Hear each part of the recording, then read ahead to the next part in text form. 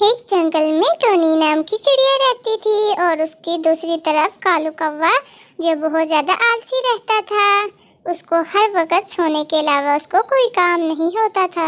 उसके पास टूटा फूटा घोंसला था और जब उसको भूख लगती थी तो किसी न किसी से मांग कर खा लेता था। आज तो बहुत मजे का दिन गुजरा है।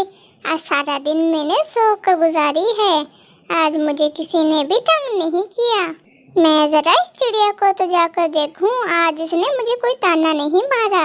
हर वक्त कहती रहती है, सोते रहते हो तुम, सोते रहते हो तुम। कालू कौवा फिर चिड़िया के पास जाता है। अरे चिड़िया, आज तुमने मुझे कुछ कहा क्यों नहीं?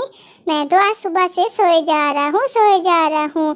मुझे अब तो भूख भी लग गई है। मुझे थोड़ा सा खाना दे दो अगर तुम्हारे पास पड़ा है तो। बड़ा आया खाना मांगने वाला। एक तो तुम सुबह से आलसी सोए जा रहे हो और ऊपर से तुम मुझसे खाना मांगने के लिए आए हो। जाओ यहाँ से, मैं तो खाना नहीं देने वाली। तुम ऐसा क्यों नहीं करते? जाकर अपनी बहन से खाना मांग लो। जाओ यहाँ से अब। अरे चिड़िया, एक तो तुम बहुत जल्दी गुस्सा कर जाती हो। मैंने तो वैसे खाना ही तो मांगा था। तुम्हारे पास तो बहुत ज्यादा खाना होता है। और रही बात, मैं अपनी बहन से तो कभी भी ना मांगूं। वो तो चुड़ैलों की तरह पीछे ही पड़ जाती है। आलसी कौवे, अब तुम्हें अपना नया घर बनाने के लिए सोचना चाहिए। पहले वाला तुम्हारा घोंसला तो टूटा फूटा है, फिर भी तुम पता नहीं कैसे इसमें रह लेते हो। अब जाओ यहाँ से, जाकर अपना घोंसला बनाओ, क्योंकि मैंने तो अपना घोंसला बना लिया है। इस दफा मैं अपने घर में तुम्हें जगह नहीं दूंगी। पिछली दफा भी तुम मेरे घर में आकर रहने लग गए थे और तुमने मेरा सारा घोंसला खराब कर दिया था। कालू कौवा शर्मिंदा होकर वहाँ से चला जाता है और अपना खाना ढूंढने के लिए निकल पड़ता है। कालू कौवा एक जगह नदी के किनारे बैठ जाता है और कहता है, मैं तो आज मछली पकड़कर खाऊंगा। ये लोग तो मुझे खाना ही नहीं देते। इनको क्या पता कि मैं क्या चीज हूँ। अभी देखना, मैं मछली पकड़कर इनको दिखाकर खाऊंगा।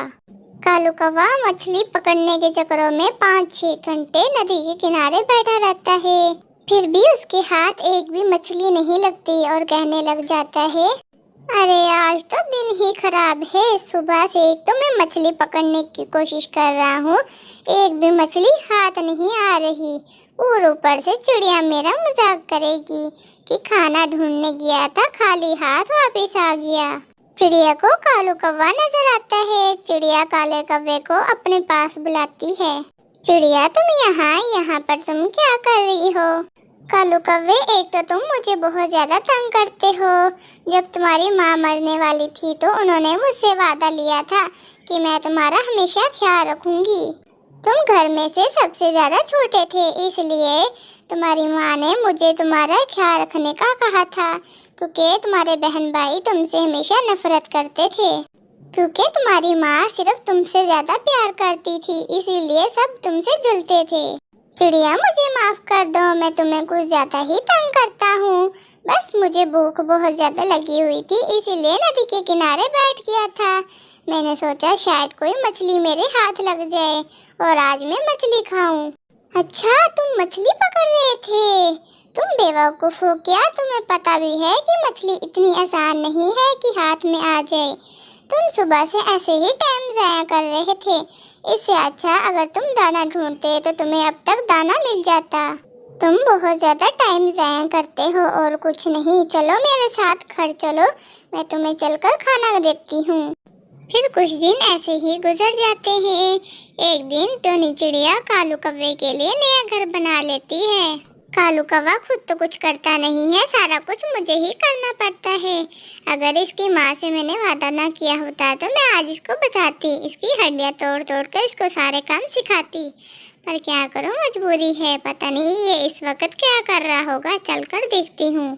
चिड़िया जब काले कौवे को देखने जाती है तो वो हैरान ही रह जाती है कि कालू कौवे ने एक प्यारा सा घोंसला बनाया हुआ है। कालू, तुम यहाँ पर क्या कर रहे हो और ये घोंसला किसने बनाया है? मैं तुम्हें सुबह से ढूंढ रही हूँ और तुम यहाँ पर छुपे बैठे हो। मुझे बताओ तुम यहाँ पर क्या कर रहे हो?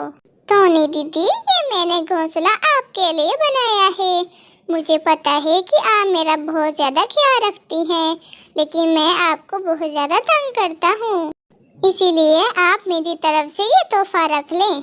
टोनी चिड़िया ये देखकर बहुत ज़्यादा खुश हो जाती है कि आखिरकार नालायक कौवा ठीक हो गया, अपने आप को संभालने लग गया है और अपने काम भी करने लग गया है। कौवे, तुम जानते हो मैं ये देखकर कितनी ज़्यादा खुश हो गई हूँ कि आखिरकार तुम अपने काम खुद करने लग गए हो। चलो मेरे साथ, मैं भी तुम्हें कुछ दिखाना चाहती हूँ। टोनी चिड़िया ने फिर वो वाला घर दिखाया जो टोनी चिड़िया ने अपने हाथों से बनाया था। कालू कौवे ने जो घर बनाया था वो इतना अच्छा तो नहीं था, लेकिन टोनी चिड़िया उसको देखकर बहुत ज़्यादा खुश होती है।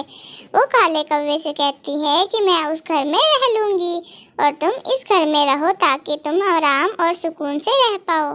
टोनी चिड़िया कालू कौवे का बहुत ज़्यादा ख्याल रखती थी, क्योंकि वो घर में सबसे छोटा था और कोई भी उसका ख्याल नहीं रखता था। इसीलिए कालू कौवे की माँ ने टोनी चिड़िया से कहा था कि मेरे बेटे का तुमने ख्याल रखना है। कालू कौवा टोनी चिड़िया से छोटा था, इसीलिए टोनी चिड़िया उसे कुछ भी नहीं कहती थी। प्यारे बच्चों, वीडियो को लाइक और चैनल को सब्सक्राइब करिएगा। तो मिलते हैं नेक्स्ट वीडियो में, तब तक के लिए बाय बाय।